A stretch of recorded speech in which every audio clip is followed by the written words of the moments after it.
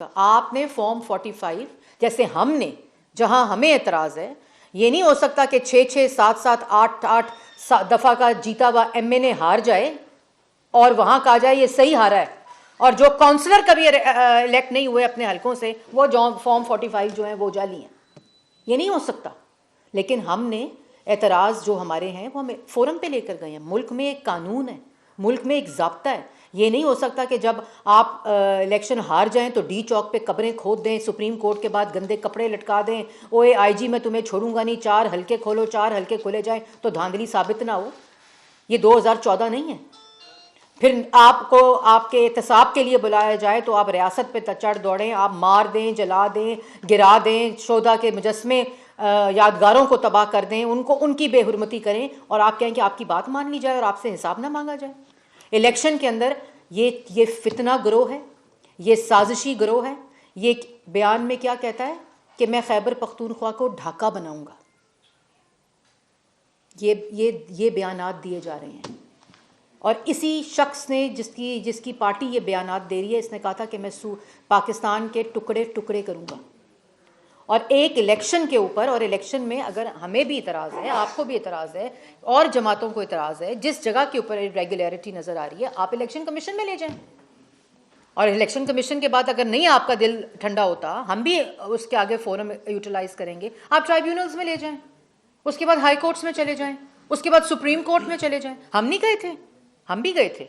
हमें तो रीकाउंटिंग की सुप्रीम कोर्ट में जाके भी इजाज़त नहीं मिली थी साद रफ़ीक साहब और शहबाज शरीफ साहब के हलके के अंदर, कराची के अंदर।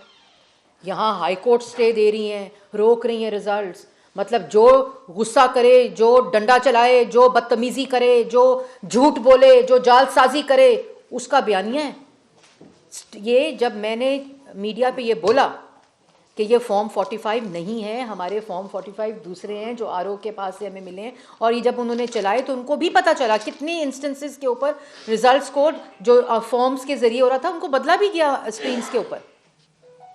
दूसरे रूरल एरिया से आ रहे होते हैं फॉर्म 45, दूसरी जगहों से आ रहे होते हैं, कंपाइल होकर फॉर्म 47 हतमी रिजल्ट देता है।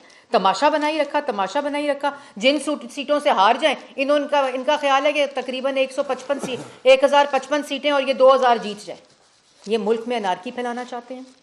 फिर वो क्या, अमेरिका इंटरवीन करे। वो अमेरिका ने तो तुम्हारी साजिश करके हुकूमत गिराई थी बकौल आपके। साइफर केस में अभी भी जवाब दे रहे हो। अमेरिका क्या करेगा? और हम गुलाम नहीं है, एब्सोल्युटली नॉट। आज एब्सोल्युटली यस। मतलब पाकिस्तान की सॉवरेनिटी, पाकिस्तान के अंदर इलेक्शंस में अमेरिका इंटरवीन करे, क्योंकि इमरान खान साहब जो हैं वो चाहते हैं कि जो सीटें वो आ रहे हैं वो भी जीत जाएं। और आखिरी बात कि हम हुकूमत बना रहे हैं, हम हुकूमत नहीं बनाए हुकूमत। आपने पार्टी ए, पार्टी बी, पार्टी सी, पार्टी डी, किसी के साथ मिलकर हुकूमत बना ली है। शहबाज शरीफ साहब कह चुके हैं। लेकिन ये फॉर्म 45 इंटरनेशनल मीडिया ये बड़के ना मार के, ये डरावे दे के, ये सिर्फ ग्रो मुल्क में दोबारा से जो साजिश इनकम्प्लीट थी, जो नाकाम हो गई थी 9 मई की, ये दोबारा से वो करना चाहते हैं। ये मुल्क में अदम इस्तेकाम, चाहे वो सियासी हो चाहे वो माशी हो, पाकिस्तान की अवाम इसका मुतहम्मिल नहीं हो सकती। आपके पास लीगल फोरम्स मौजूद हैं, आपके पास तमाम चीज़ें जहां आप अपने राइट को एक्सरसाइज कर सकते हैं, चाहे वो जिसने भी इलेक्शन लड़ा है उसका ताल्लुक किसी भी जमात के साथ हो। लेकिन ये तमाशा करना, इंटरनेशनल मीडिया को झूठ बोलना, जालसाजी करना, इलेक्शन कमीशन के अंदर जब सबूत मांगे जाएं तो स्क्रीनशॉट, टीवी को जिनको नकली फॉर्म 45 फीड कर रहे थे, आज उन्हीं की स्क्रीनशॉट्स को इस्तेमाल करके अपना मुद्दा इलेक्शन कमीशन में पेश कर रहे हैं। और फिर अमेरिका इंटरवीन करे, कभी कहेंगे रशिया इंटरवीन करे, कभी कहेगा ईयू इंटरवीन करे। भाई सबसे आगे फ्रंट रनर हर सर्वे में, हर इंटरनेशनल ऑब्जर्वर में, हर इंटरनेशनल ऑब्जर्वर ईयू का हो, यूके का हो, जो भी पाकिस्तान आया, तमाम ने कहा कि पीएमएलएन फ्रंट रनर है। और हम धांधली का इल्जाम, जो जीते हुए वो धांधली का इल्जाम हारे हुए पे लगा रहे हैं। मतलब कोई शर्म आनी चाहिए। तमाशा बना के रख दिया मुल्क को, हर चीज़ को तमाशा बना लेते हैं। साइफर का कागज़ आज हाथ में आ जाए तो गैर मुल्की साजिश करार दे देते हैं। और अब आपको अता बताएगा, वो एक्सप्लेन करेगा और आप लोगों को समझ आएगी, क्योंकि अभी पलंदा खुलने लगा है, वहाँ झूठों की पटारी खुलने वाली है इंटरनेशनल मीडिया के आगे। भाई इंटरनेशनल मीडिया ना हो गया कोई खुदा ना खास्ता पता नहीं क्या हो गया। और अता आपको बताएगा कि फॉर्म 45 की असलियत क्या है।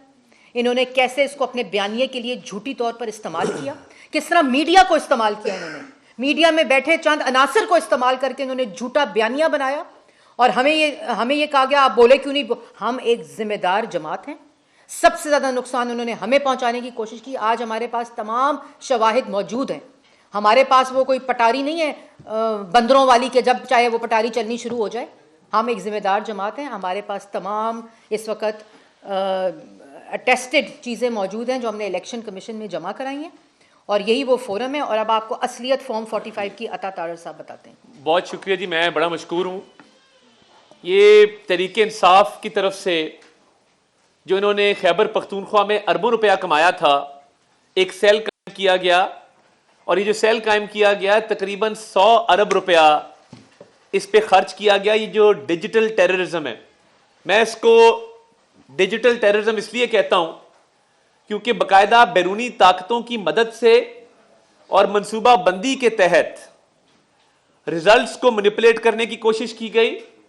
जाली फॉर्म 45 सैकड़ों की तादाद में सोशल मीडिया पर अपलोड किए गए और मीडिया को उस रात गलत रिजल्ट फीड किए गए। ये आपको पता होना चाहिए कि कोई भी प्रिजाइडिंग ऑफिसर जब वो गिनती मुकम्मल करता है और वो फॉर्म 45 लिखना शुरू करता है तो वहां पे मौजूद पोलिंग एजेंट्स दोबारा गिनती का तकाजा करते हैं और ना सिर्फ दोबारा गिनती का तकाजा करते हैं बल्कि किसी वोट पे डबल स्टैंप हो, कोई शक हो तो उस वोट को चैलेंज किया जाता है और मौके पे टाइम लगता है फॉर्म 45 बनते हुए।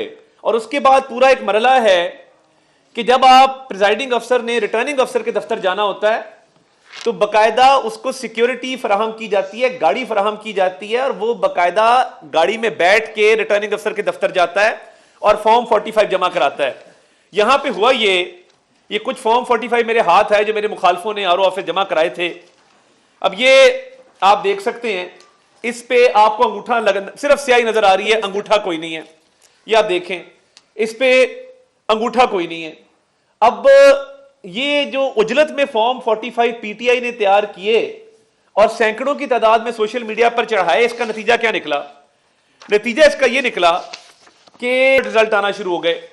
अब आप देख सकते हैं, ये गौहर खान साहब का रिजल्ट है कि पहले एएनपी के उम्मीदवार अब्दुल रऊफ साहब 27,000 वोट ले रहे हैं और गौहर खान साहब के 10,000 वोट हैं और उसके फौरन बाद दोनों बराबरी पे आ जाते हैं, दोनों 27,000 पे आ जाते हैं। तो ये फर्क कैसे कम हुआ? महज 5-10% इब्तदाई रिजल्ट्स बगैर फॉर्म 45 की तस्दीक के जो मीडिया पे चढ़ाए गए, सोशल मीडिया पे चढ़ाए गए और कुछ ऐसे फॉर्म 45 थे जिनका वजूद नहीं था। तो ये एक ही पोलिंग स्टेशन के 2 फॉर्म 45 कैसे जारी हो गए? मुझे जरा जवाब दे दे कोई। एक ही पोलिंग स्टेशन है और फॉर्म 45 2 जारी हो रहे हैं। ये वो डिजिटल टेररिज्म है जो पीटीआई ने किया। जमहूरियत को डीरेल करने के लिए हमने डेमोक्रेटिक कंसोलिडेशन की तरफ जाना है, हमने जमहूरियत को मुस्तहकम करना है।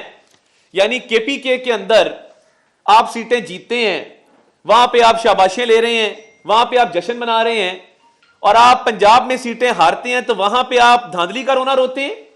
धांधली होनी होती तो क्या राना सनाउल्लाह हारते, साद रफीक हारते, खुरम दस्तगीर हारते, जावेद लतीफ हारते? अगर धांधली करनी होती तो क्या इनको जिताना लिया जाता? यानी पंजाब खैबर पख्तूनख्वा में यह फर्क है कि क्योंकि खैबर पख्तूनख्वा में आप जीते हैं तो वहां धांधली नहीं हुई, वहां फ्री एंड फेयर इलेक्शन हुआ है। और पंजाब में आप हारे हैं तो पंजाब में धांधली हो गई है, सिंध में आप हारे हैं, सिंध में धांधली हो गई है, बलोचिस्तान में आप हारे हैं, बलोचिस्तान में धांधली हो गई है।